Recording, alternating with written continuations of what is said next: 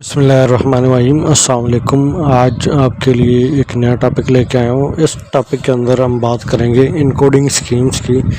ये chapter number 2 आपकी book का है, उसके अंदर आ रहा है इनकोडिंग स्कीम्स।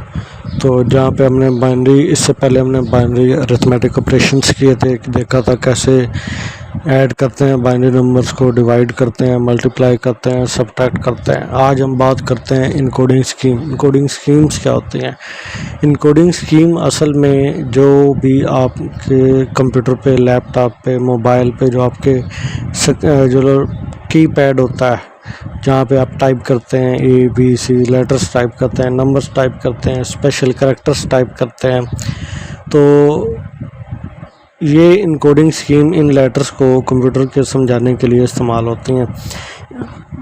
ठीक है। Representing character from various language and symbol in a format that computer can understand and process. जो भी हम टाइप करते हैं उसको कंप्यूटर को समझाने के लिए कोई इनकोडिंग स्कीम होती है। वो स्कीम कौन कौन सी होती हैं, उन स्कीम्स के बारे में बात करेंगे। सबसे पहले बात करते हैं ASCII। ASCII स्टैंड फॉर होता है American standard code for information interchange.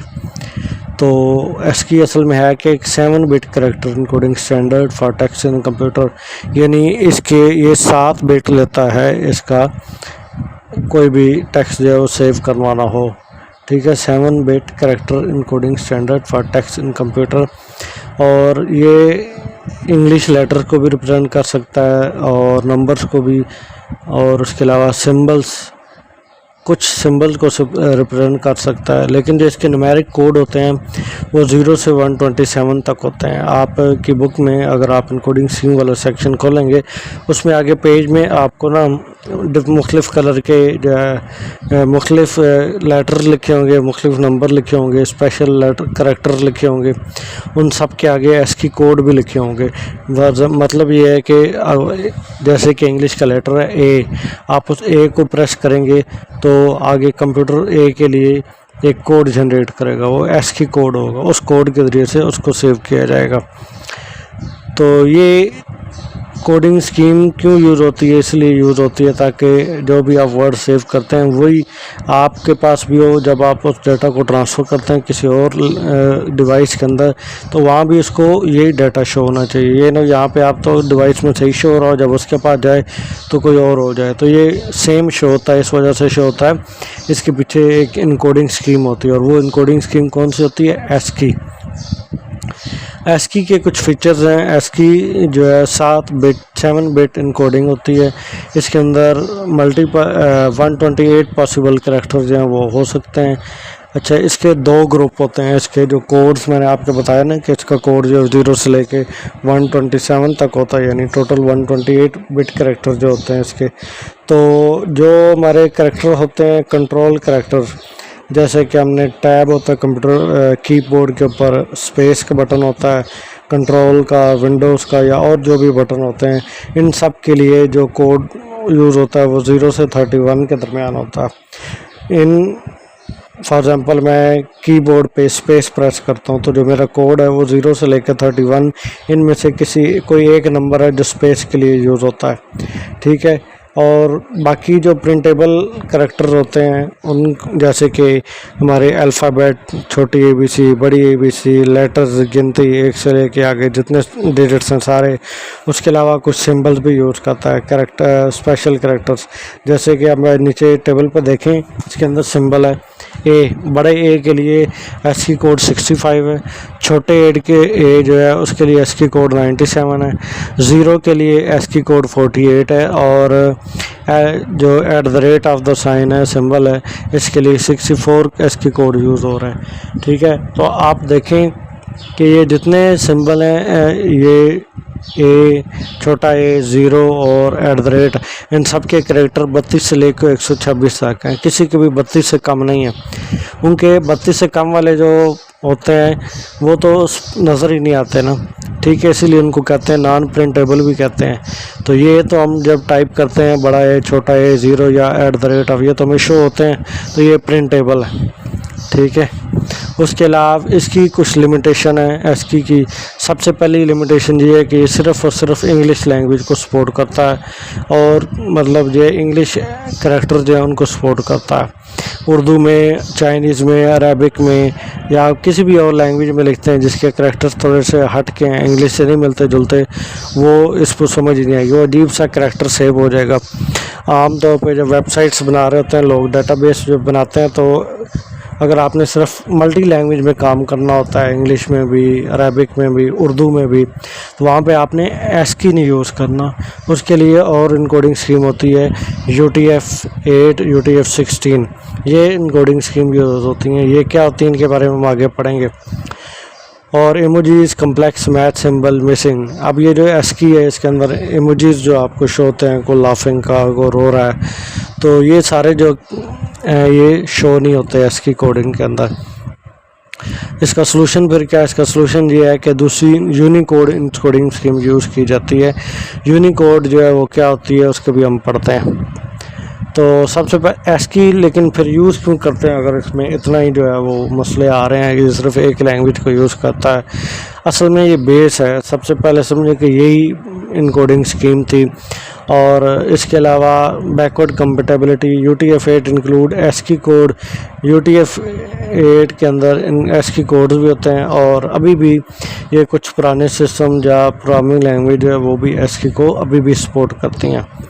फिर आता है एक्सटेंडेड एस्की।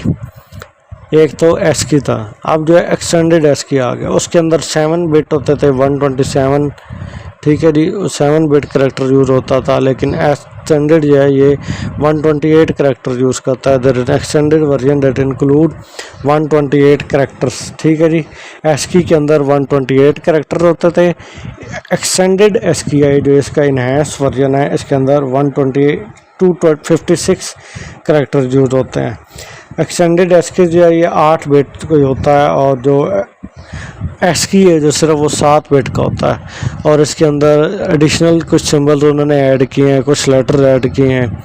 यानी कि फॉर एग्ज़ाम्पल एक वर्जन आया था उसका पहला, उसमें सिर्फ कुछ ABC समझ सकता था, फिर उन्होंने लेटर समझ सकता था, फिर उन्होंने उसको थोड़ा अपडेट किया और उसमें कुछ सिंबल्स ऐड किए जो वो आसानी से समझने लग गया। पहले जो एस्की था उसके अंदर नहीं समझ आती थी कंप्यूटर को, कि फिर जब उन्होंने एक्सटेंडेड एस्की निकाला तो इसके अंदर जो है वो कुछ और सिंबल्स उन्होंने ऐड कर दिए थे।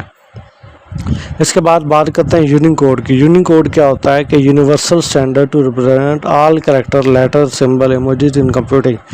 ये एक ऐसी इनकोडिंग स्कीम है, इसके अंदर कोई भी लेटर हो, किसी भी लैंग्वेज का हो, कोई भी सिंबल हो, किसी भी तरह का हो, कोई भी इमोजीज हो, किसी भी तरह का हो, सब ये समझ लेता है। यानी कि अगर आप इसको टाइप करेंगे कंप्यूटर में, जो टाइप करेंगे वही आपको शो होगा। इमोजी आपने सेंड किया तो इमोजी शो होगा, अगर कोई सिंबल सेंड किया तो सिंबल ही शो होगा। की फीचर ये है कि ये 1 मिलियन प्लस जो है ना करैक्टर सपोर्ट करता है। एस्की कितने करता था? 128 करता था और एक्सटेंडेड एस्की जो है वो 256 करता था। लेकिन यूनिकोड जो है ये कितने करैक्टर यूज़ करता है? मिलियन प्लस करैक्टर यूज़ कर रहा था। UTF Unicode transformation format storage method. UTF Unicode के जो कंप्लीट नाम है, इसका नाम है यूनिकोड ट्रांसफॉर्मेशन फॉर्मेट। इसकी आगे टेक्स्ट को जो भी आप टाइप करते हैं उसको स्टोर करने के 3 टाइप्स हैं। एक को UTF-8 है, UTF-16 है और UTF-32 है। UTF-8 जो है ये 8 से 32 बिट्स पर मुश्तमिल होता है और इसका इस्तेमाल ज़्यादातर वेबसाइट्स के अंदर, ईमेल के अंदर यूज़ होता है। फिर उसके बाद आता है UTF-16। इसके अंदर जो बिट्स होते हैं वो 16 से 32 तक होते हैं। ये विंडोज़ में यूज़ होते हैं, जावा में या जावास्क्रिप्ट लैंग्वेज, इसके अंदर UTF-16 यूज़ होता है। फिर आता है UTF-32। UTF-32 ये 32 बिट्स का होता है और ये फिक्स बिट्स होती हैं इसकी, ठीक है। और लेकिन ये इसका इस्तेमाल कम होता है। इस्तेमाल इसलिए कम होता है क्योंकि ये स्पेस बहुत ज़्यादा लेता है, ठीक है।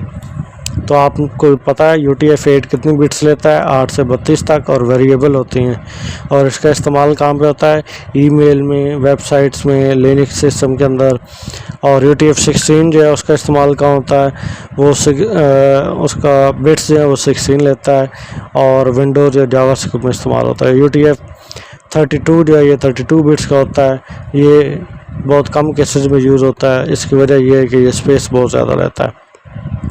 तो यूनिकोड क्यों तो इम्पोर्टेंस दी जा रही है, इसकी वजह यह है कि यूनिकोड एक ही इनकोडिंग आप सेलेक्ट करेंगे, उसके अंदर चाहे आप हिंदी लिखें, चाहे आप उसके अंदर उर्दू लिखें, चाहे आपके अंदर चाइनीज़ लिखें, कोई भी लैंग्वेज लिखें, उर्दू लिखें, अरबिक लिखें, सारी लैंग्वेज जो है वो समझ जाता है। ठीक है, तो ancient script, math symbol, currencies, हर तरह के जो है ना वो कोई भी मतलब बहुत कम ऐसी चीज़ें शायद ये कोई ना समझ सकता हो, लेकिन यूनिकोड हर तरह के सिंबल्स, लैंग्वेज, करेंसी सब कुछ समझ जाता है। तो कंटिन्यूसली अपडेटेड, और इसकी फ्यूचर इसका ये है कि ये अपडेट हो रहा है। जैसे एस्की था, उसका नया वर्जन आया था एस्की एक्सटेंडेड एस्की, इसी तरह यूनिकोड जो है UTF ये अपडेट होता जा रहा है। ठीक है, इसके अंदर नई से नई लैंग्वेजेस ऐड होती जा रही हैं, नए सिंबल्स ऐड होते जा रहे हैं। ठीक है, नए इमोजीज ऐड हो रहे हैं। तो यहाँ तक हमारा ये इनकोडिंग वाला था।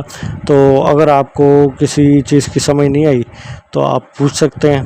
ठीक है, कमेंट सेक्शन के अंदर पूछें, आपको उसका आंसर मिलेगा। वीडियो अच्छी लगी है तो इसको लाइक करें, शेयर करें। जो बाकी आपके क्लास फेलोज़ हैं या स्टूडेंट्स हैं, इनके साथ शेयर करें वीडियो को। अल्लाह हाफिज़।